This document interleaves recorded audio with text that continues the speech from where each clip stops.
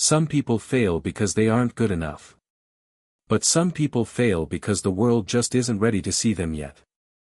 Maya didn't know which one she was. She sat in her car outside the 12th office building in 3 months. The engine was off. The heater was off. But she didn't move. She just stared at the front doors and breathed slowly, the way her mother had taught her when things felt too heavy to carry. She was 34 years old. She had a degree. She had experience. She had a folder full of references from people who genuinely liked her work. And she had 12 rejection emails saved in a folder on her phone. She didn't know why she kept them. Maybe she thought one day she'd read them again and they wouldn't hurt as much. Today was interview number 13. She fixed her collar in the rearview mirror and whispered something to herself. Not a prayer exactly. More like a promise. Just be honest. Just be yourself. Then she picked up her folder, stepped out into the cold morning air, and walked toward the doors. Maya had grown up in a small town in Ohio. Her father worked at a printing shop. Her mother cleaned offices at night and took online courses during the day. They weren't rich, but they were the kind of people who believed that if you worked hard and stayed honest, life would eventually meet you halfway. Maya believed that too. For a long time. She studied communications in college, graduated with good grades, and got her first job at a marketing firm in Cleveland. She worked there for 6 years. She was good at her job. She understood people. She knew how to write in a way that made strangers feel like they were being spoken to directly, personally, like the words were written just for them. Then the company downsized. Her whole department was let go on a Tuesday afternoon. No warning. Just an email and a cardboard box. She told herself it would be okay. Things like this happened. She would find something new. That was 5 months ago. Since then, she had sent out over 60 applications. She had made it to the interview stage 13 times.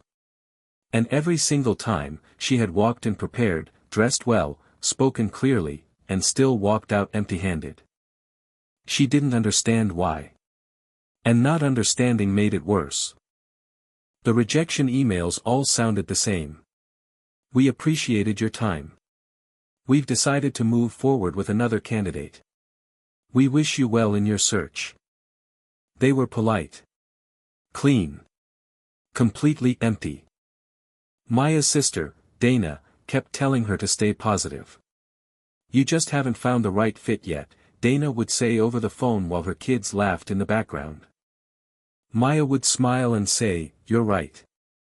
Then she'd hang up and sit alone in her apartment and feel the kind of tired that sleep doesn't fix.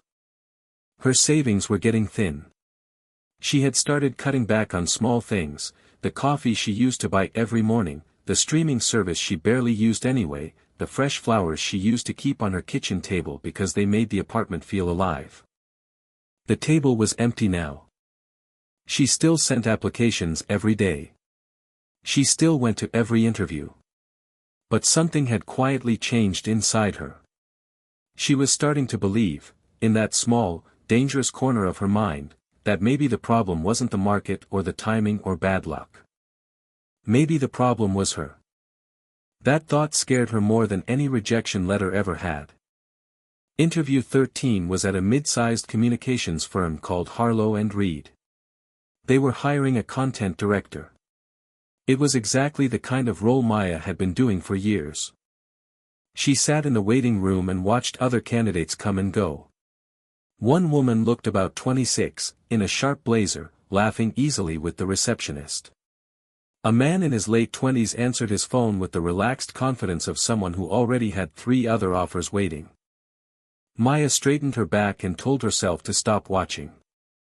When they finally called her name, she followed a young HR assistant down a hallway lined with framed campaign work. She recognized some of it. Good stuff. Creative and clean.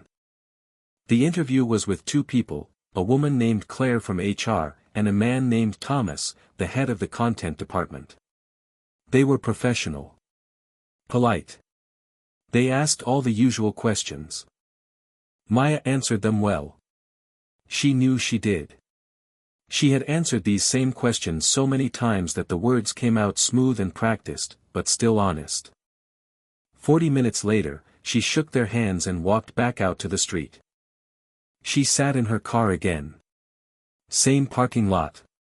Same cold air. Her phone buzzed. It was Dana. She didn't answer.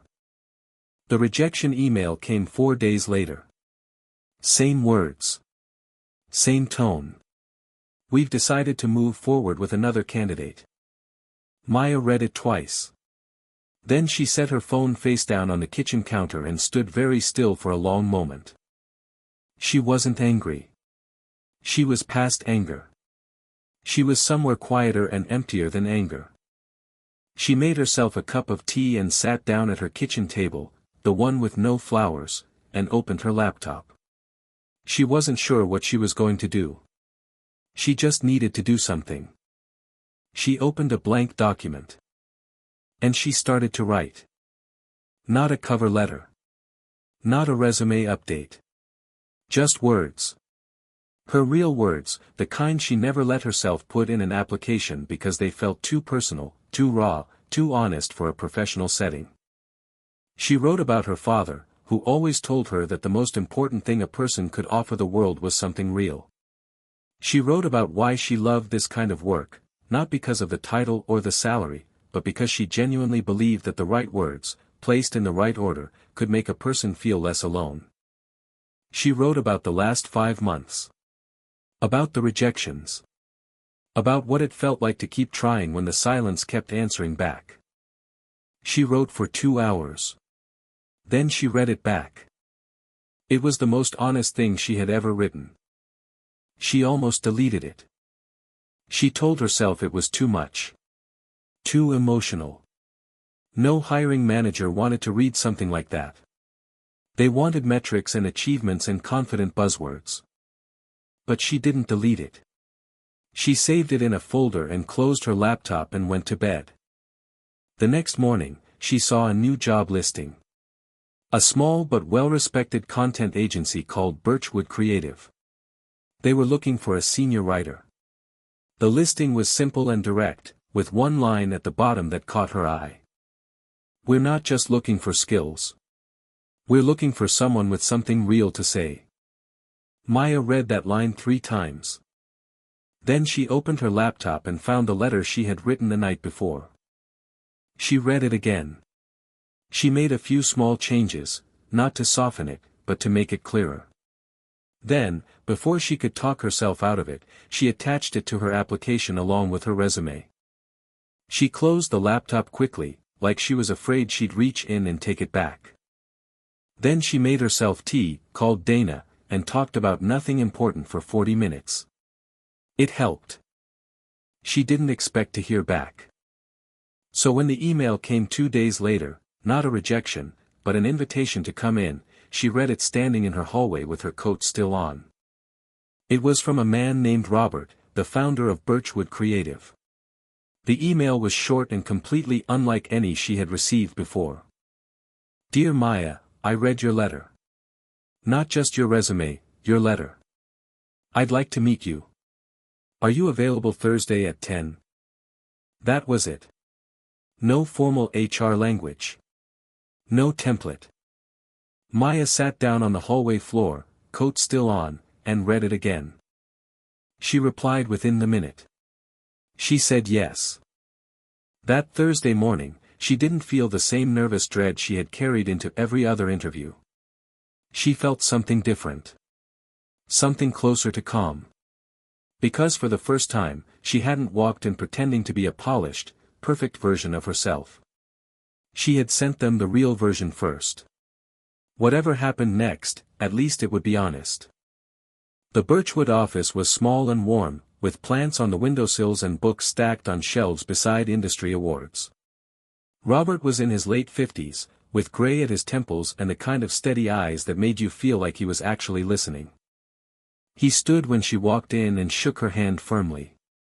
Thank you for coming, he said. And thank you for writing what you wrote. They talked for nearly 2 hours. He didn't start with the usual questions. He started by asking her what she meant by one particular line in her letter, the part where she had written, "I don't want to just fill space. I want to write things that make people feel less alone." She told him the truth. She told him about her parents. About the years she'd spent learning that good writing wasn't about being clever, it was about being honest in a way that other people recognized in themselves. He listened. He asked follow-up questions. Real ones. Then he told her about why he had started Birchwood Creative 15 years ago. His sister had been going through a hard time, and he had written her a long letter because he didn't know what else to do. She later told him it had helped more than anything else. That letter, he said, had taught him that words had the power to reach people when nothing else could.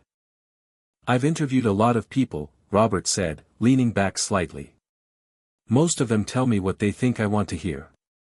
You told me something true. That's rare."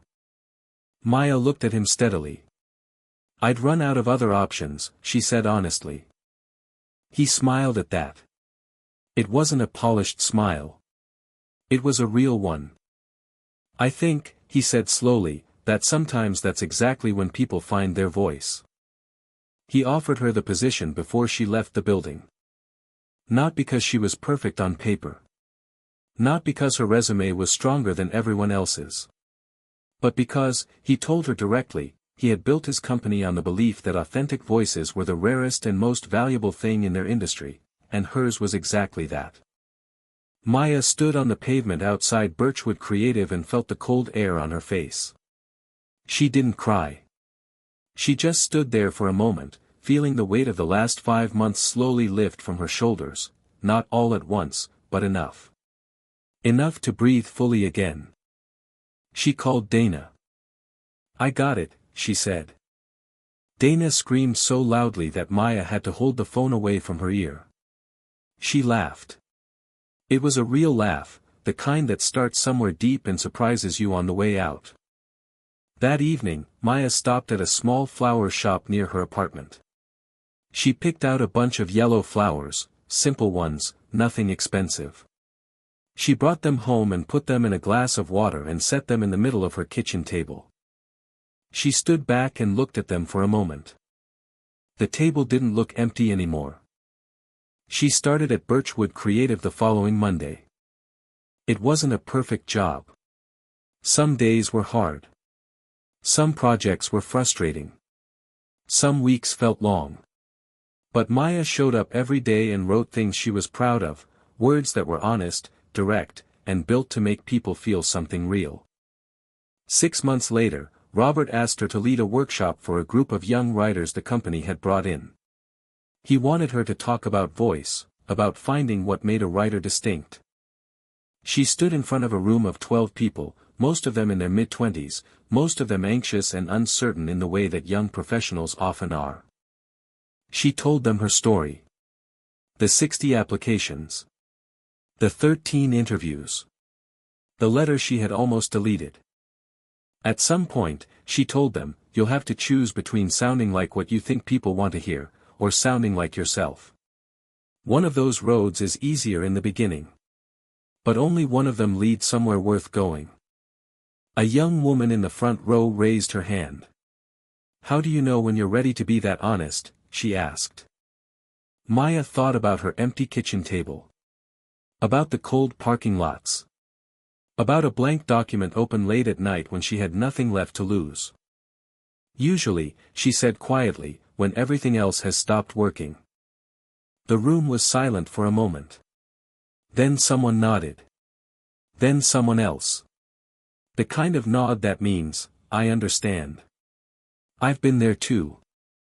And Maya realized, standing in that warm room, that this was exactly what she had always meant. Not just filling space. Making people feel less alone. She had finally found the place where her words belonged.